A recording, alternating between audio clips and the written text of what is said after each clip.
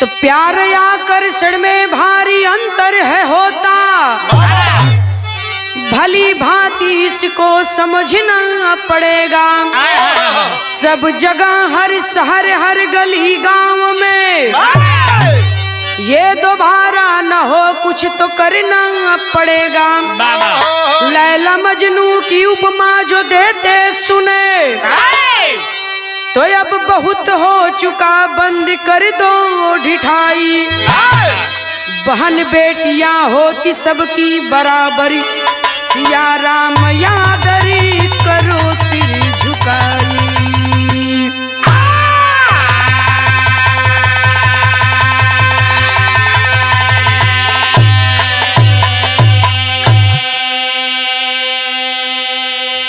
साथियों, हम गायिका नीतू राज अपने साथियों की आवाज में ये कांड समस्तीपुर बिहार का ये कांड है, गौर करेंगे। प्यार आज के नौजवानन खातिर प्यार आम बात हो गई है। आजकल के नौजवान बुरा नहीं मानेंगे, सच है और सच कड़वा होता है। प्यार और आकर्षण में अंतर है। प्यार और आकर्षण में अंतर क्या है? क्या? ये हम आपको इस बिरहे में साबित कर देंगे। बाबूजी, एक लाइन बिरहा में गजल लगल है। एक बात बता दी, पहले का प्रेमी प्रेमिका रहलन, प्यार करत रहलन। प्यार लैला मजनू कैलन, प्यार हीर रांझा कैलन, प्यार सोनी महिवाल कैलन, प्यार कैलन ये लोग।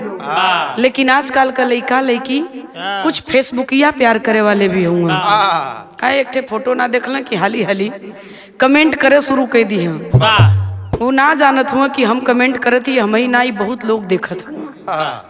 तो ऐसे लोगों से सावधान। कौन गजल है मास्टर? आवा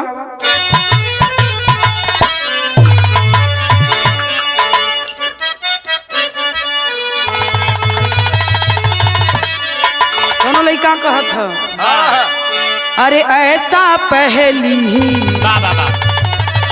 अरे ऐसा पहली बार हुआ है, ऐसा पहली बार हुआ है, ऐसा पहली बार हुआ है, ऐसा पहली बार हुआ है, ऐसा पहली बार हुआ है, ऐसा पहली बार हुआ है। हमको किसी से प्यार हुआ है, हमको किसी से प्यार हुआ है, हमको किसी से प्यार, हमको किसी से प्यार हुआ है। लेकिन दू लाइन भाव कभी जी हमरे लगले लिख दहलन। का लिखल गई? अरे एक नहीं सौ, अरे एक नहीं सौ बार है होता, एक नहीं सौ बार है होता, एक नहीं सौ बार है होता, एक नहीं सौ बार है होता, एक नहीं सौ बार होता, एक नहीं सौ बार होता। आए दिन संग हार होता, आए दिन संग हार होता, आए दिन संग आए दिन संग हार होता। एक नहीं 100 बार है होता, आए दिन संहार है होता। प्यार में याद कैला, प्यार में अभी एक घटना घटल रहल बिहार के अररिया जिला में। फिर घटना घट गई। कहानी शुरू है मास्टर।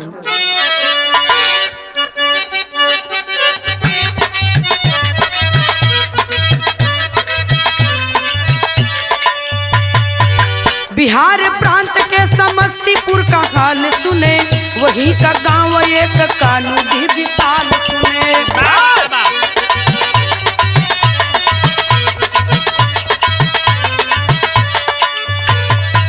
वही के माधव जी की बेटी एक सयानी है, कोई जो प्यार में पंकज की जो दीवानी है।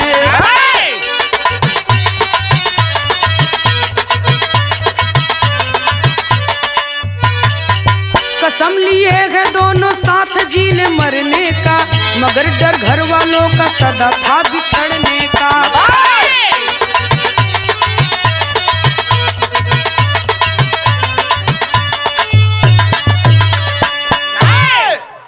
प्रांत बिहार के समस्तीपुर जिला की कहानी है। बाबा कानूडीह गांव का नाम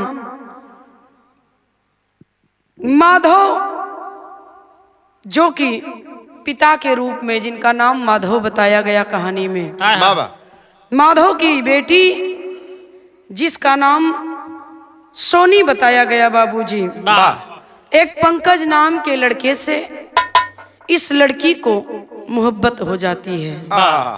उम्र अभी कोनो ज्यादा ना है, और ये उम्र में 16-17 साल की उम्र में जो उन्हें लड़की लड़कन की अगर प्यार हो जाए तो दिमाग दिल दोनों तो उतना है नहीं, लेकिन दिल किसी को देख करके अगर वो अच्छा लग गया तो उससे उनको लगता है कि मोहब्बत हो गई है। लेकिन ये मोहब्बत नहीं गई, ये आकर्षण कहा जाता है। बाबा इस उम्र में जिस भी लड़की को, इसको मेरी चेतावनी नहीं समझेंगे, ये उन लड़कियों के लिए है, उन लड़कों के लिए है जिन्हें 16-17 साल की उम्र में किसी लड़की से प्यार हो जाता है, उन्हें लगता है कि मुझे प्यार हो गया। बाबा लेकिन इसे हम आप प्यार नहीं कह सकते, इसे समाज के लोग प्यार नहीं कहेंगे, इसे प्यार का दर्जा दिया ही नहीं जा सकता। इसे अगर कुछ कहा जाएगा तो आकर्षण कहा जाएगा। तो वही आकर्षण वाला प्रेम सोनी को हो गया पंकज से। दोनों साथ जीने मरने की कसम ले लेते हैं, लेकिन डर हमेशा घरे वालन के पता चल जाई तो दिक्कत हो जाई। ये डर सबके रहला, उन्हन के भी बा। बिरहा में क्लाइन तर्ज लगल मास्टर।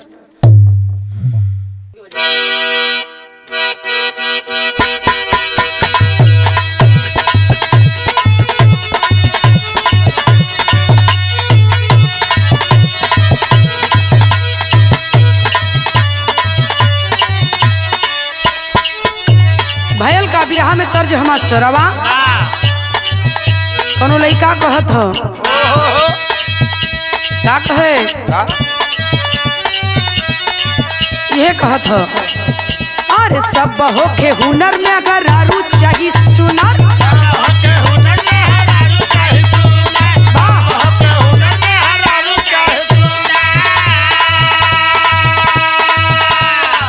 तब होला खुदरा और गोर चाहिए चंदा चकोर।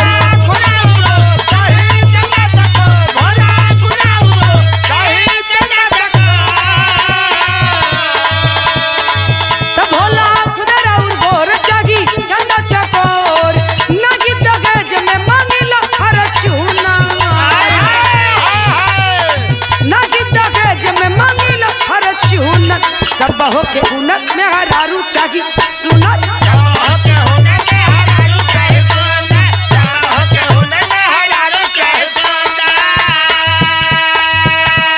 लेकिन बिरहा में कवि जी भाव लिखत हुन भयल का मास्टरी। अरे कोचिंग करे सोनी जब जाली हो डहरिया,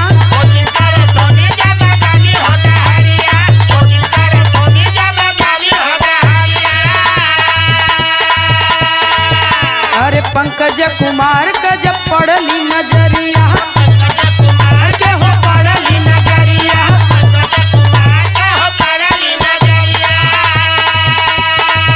देखा पहली नजर रखा अपने जिगर,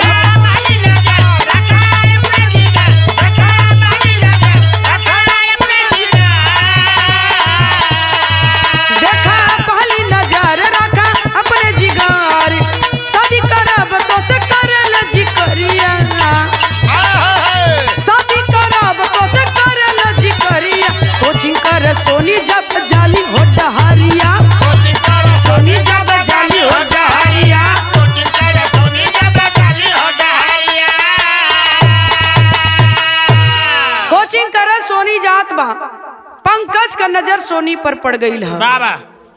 सोनी का नजर पंकज पे, पंकज का नजर सोनी पर पड़ गई बाबूजी। देखा है दोनों को, मैंने बताया कि प्यार हो गया। दोनों में जब प्यार हो गया तो इसी को हमने कहा कि ये आकर्षण वाला प्रेम है। उम्र ज्यादा ना है, 16-17 साल की उम्र है। भयल का मास्टर गीत तनी से बदल गई।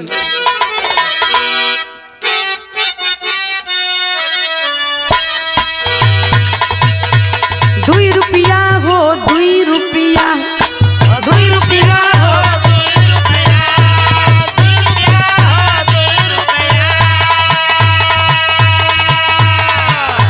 साया रंगाई पौन ₹3 हो, साया रंगाई पौन ₹3 हो, चोली रंगाई ₹3.5 हो, चोली रंगाई ₹3.5 हो, चोली रंगाई ₹3.5 लेकिन बिरहा में भाव है, प्यार कैली हो, प्यार कैली, प्यार कैली हो, प्यार कैली, प्यार कैली हो, प्यार कैली।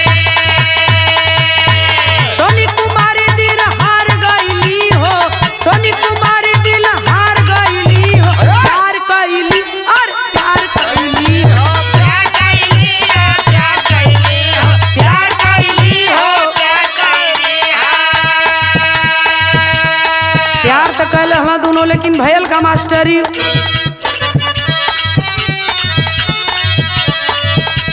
मिल जुल के दोनों रोज कर बातचीत हो।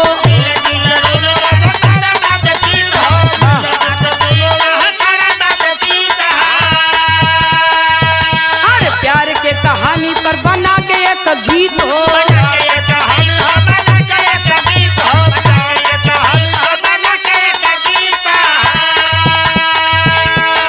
दिल्ली गवाया इजहार कैली हो, दिल्ली गवाया इजहार कैली हो, प्यार कैली और प्यार कैली हो।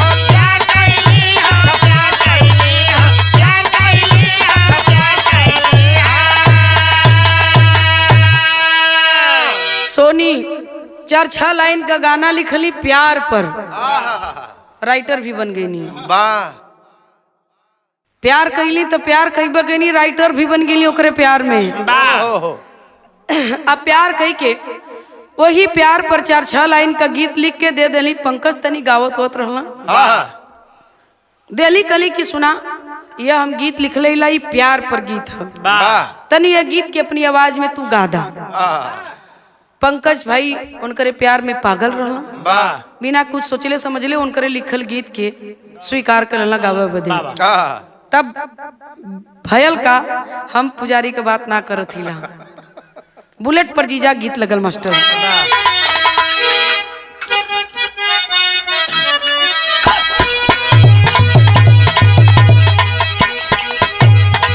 बाबा बाबा बा, ये गीत बड़ा चर्चा में इसमें बनल है। एक गीत के गौले ही बड़ा इसमें चर्चा का विषय बनल है। ये हमारा सौभाग्य है। दोनों जीजा चलला, सड़वाइन से भेंट करा रामकृत। जीजा तनी हट्टा कट्टा मुसर छंड नियर रहला समूया, सड़वाइन तनी हमरे मतिन रहे। दुब्बर हो तो के काम मोट समझ में आओ थी।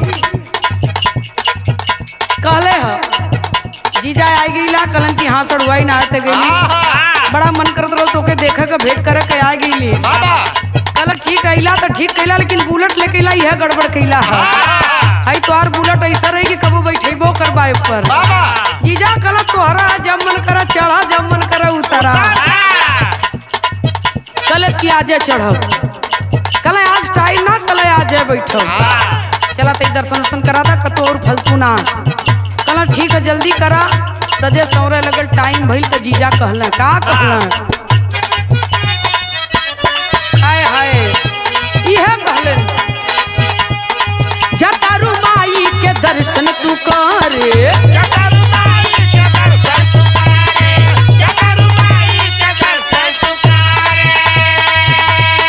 कहे के लगलू हो सजे संवारे, काहे के लगलू हो सजे संवारे, काहे के लगलू हो सजे संवारे।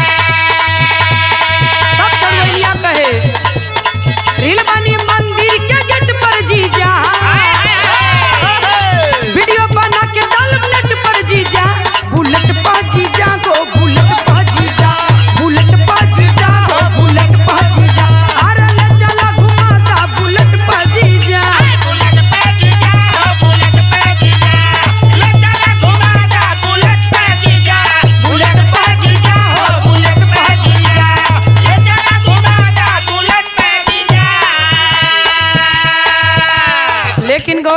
बाबूजी गाना तो गा दिया, सोनी का लिखा हुआ हुआ पंकज।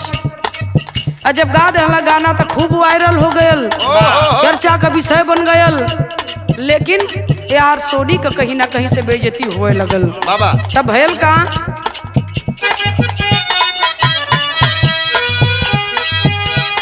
भयल से यार जब बहजल बगाना, भय से जब बाजल बगाना, भय से जब बाजल बगाना।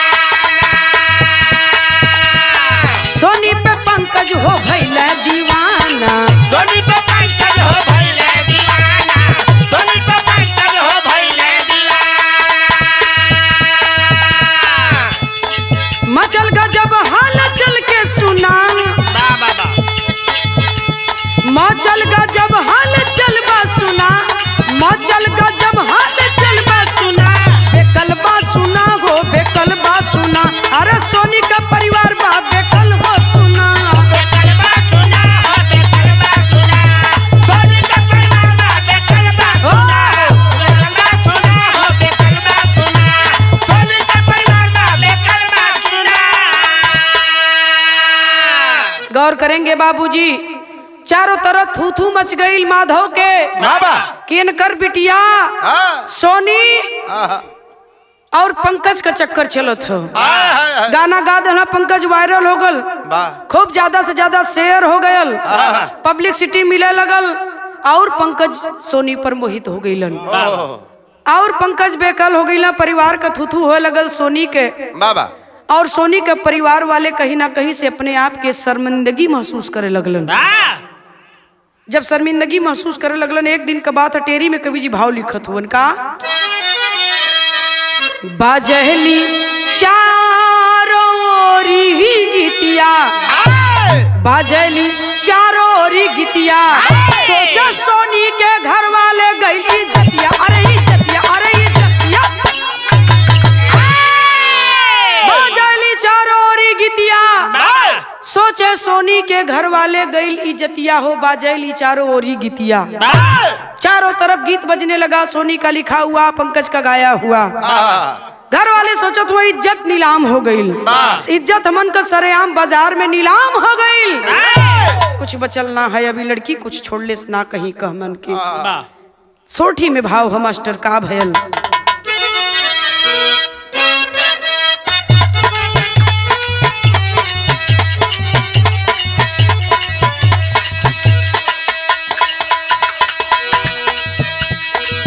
मैसेज करह के रहती पंकज के बोलावले, यारे पंकज के बोलावले हो, घाती कर धोखावा के मारन हो रहा।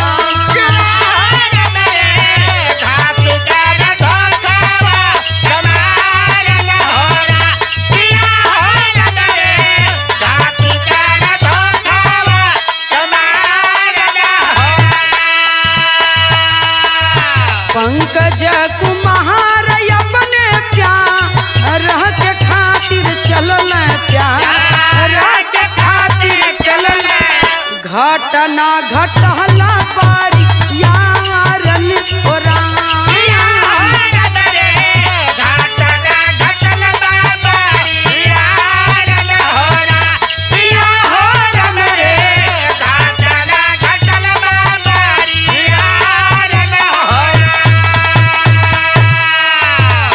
मैसेज करती है, पंकज को बताती है कि मेरे घर वाले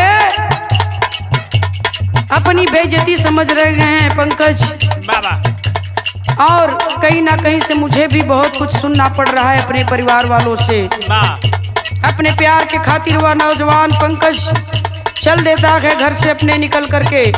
भयल का मास्टर पूछो ना ही बोला कोई, पूछो ना ही कहेला, पूछो ना ही कहेला हो, हिल गईल सागरी बिहारन हो रहा।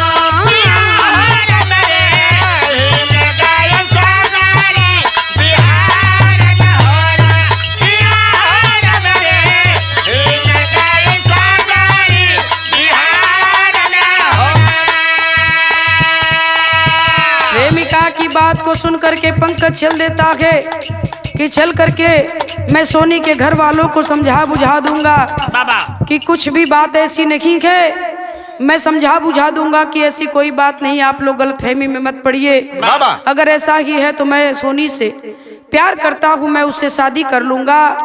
आप लोगों को शर्मिंदगी महसूस करने की कोई जरूरत नहीं है, शर्मिंदा होने की कोई आवश्यकता नहीं है। बाबा मत शर्मिंदा होइए। अगर ऐसी बात है तो मैं सोनी से प्रेम करता हूँ और शादी कर लूंगा, आप लोगों का आशीर्वाद चाहिए। आई हो बाबू। इतना गुण कहा जब सोनी के परिवार वालों के सामने पंकज, तो रात हुई। रात को क्या हुआ किसी को कुछ नहीं पता बाबा, लेकिन सुबह क्या होता है मास्टर साहब? आवा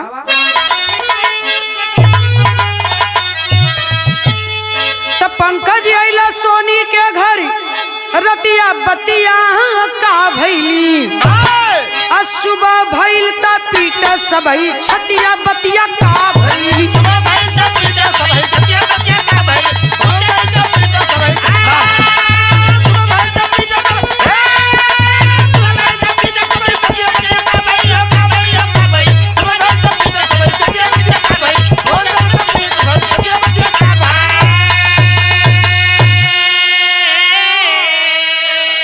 अरे पंकज के सौ फंदा से बिजली खंभा पे लटका हो, अचरज में सबकी घर वाले लगल गांव के झटका हो, मार के आत्महत्या बतलावे अरे घतिया बतिया का भैली, सोनी रोवे पीट पीट के छतिया बतिया का भैली।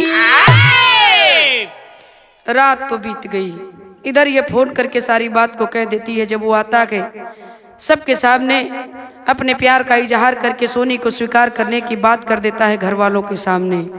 बात यहीं खत्म नहीं हुई, लेकिन रात में क्या हुआ इसका किसी को कुछ भी नहीं पता बाबूजी। बाबा लेकिन जब सुबह हुआ तो देखा क्या गया कि बिजली के खंभे पर पंकज की लाश लटकी हुई है। मालूम पड़ रहा है किसी ने फांसी का फंदा उसके गले में डालकर लटका दिया हो।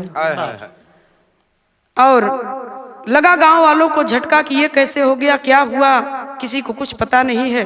बाबा कोई आत्महत्या बता रहा है तो कोई कह रहा है कि किसी ने मार कर लटका दिया, कोई कह रहा है उसमें फांसी दे दिया गया। किसी को कुछ पता नहीं है। सोनी पीट पीट कर छाती रो रही है अपने प्रेमी की लाश को देख करके। आल्हा में प्रमाण मिला मास्टर साहब।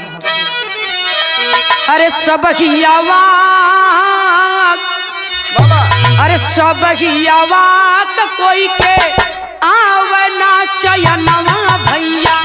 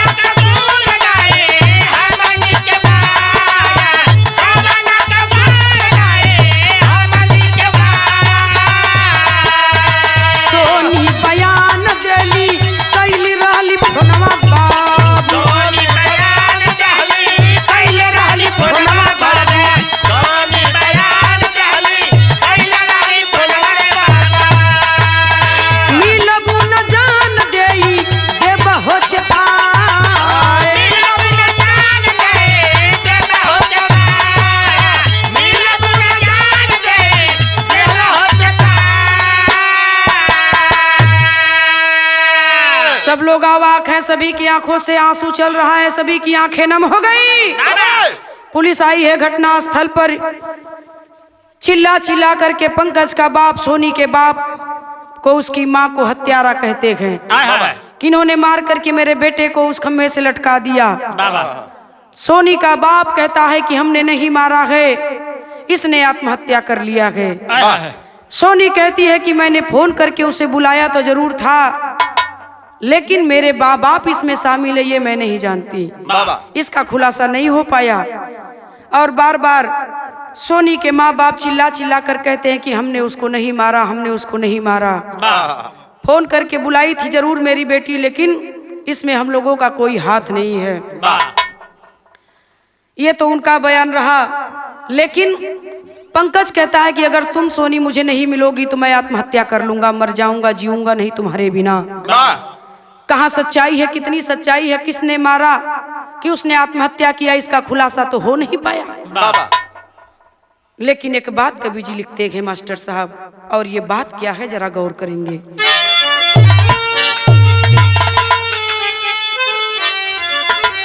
तो जब ले ठोस कार्रवाई ना अरे जतनवा होई, तब ले आए दिन ऐसा ही घटनवा होई।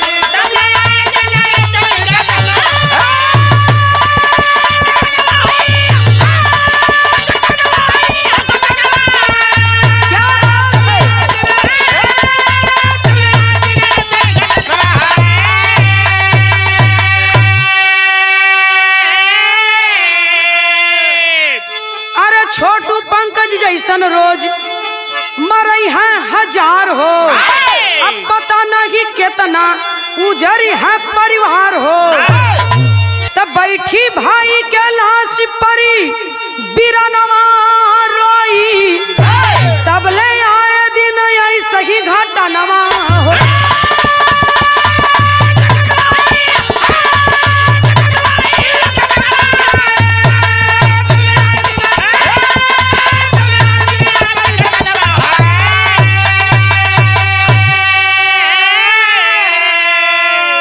बिहार में अररिया में छोटू मारा जाता है, और बिहार के उसी समस्तीपुर जिला में ये पंकज मारा जाता है। ये घटना घटती है कुछ ही दिनों के बाद। तो कहाँ है, किसका दोष है, कौन दोषी है, कौन असली गुनहगार है बाबूजी? वो प्यार करने वाला कि वो आकर्षण वाला प्रेम, या प्रेमी प्रेमिका के माँ बाप? कौन दोषी है, इसका फैसला हम तो नहीं कर सकते, हमारी इतनी ताकत नहीं है। लेकिन गौर करने वाली बात एक है, कवि जी लिखे मास्टर, क्या बात है वो? तब प्यार पर पचकई नई की बीमारी हो, ध्यान जब देली नहीं बेटी पर मतारी हो। बाप बेटा के ना डांटी तला नवा खोई, बाप बेटा के ना डांटी तला नवा खोई, तब ले आए दिन ऐसा ही घटनवा हो। क्या बात है जियो?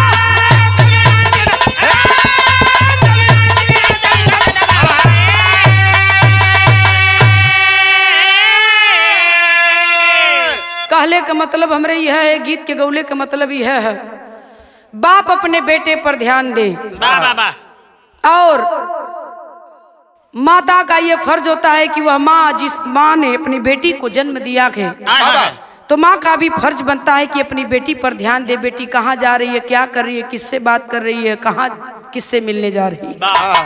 ये माँ का दायित्व तो बनता है कि बेटियों पर ध्यान दे। पिता का फर्ज होता है कि अपने बेटे पर ध्यान दे। अगर आप आंख बंद करके विश्वास करेंगे तो, और इस गीत पर 2000 रुपए का पुरस्कार हारमोनियम के बहुत अच्छे वादक हमारे पुनर्जन्म के साथी गुलाब राजभर जी की ओर से, जो इस जन्म में भी मुझे भूल से मिल गए।